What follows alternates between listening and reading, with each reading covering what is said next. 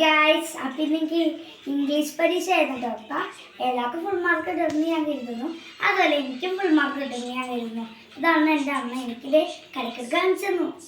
നമുക്കിതിൽ നമ്മുടെ എല്ലാവരും പ്രിയപ്പെട്ട ലുട്ടാപ്പി കഥ വായിക്കാം.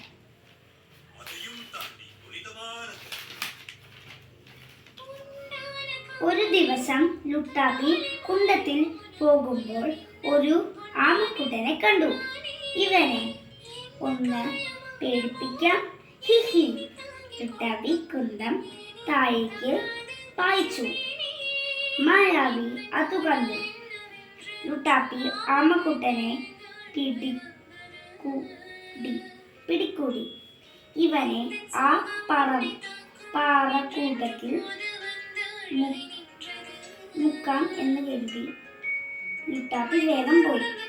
ഈ ലുട്ടാപ്പിയെ ഒരു പാഠം പഠിപ്പിക്കണം, മായാവി കരുതി.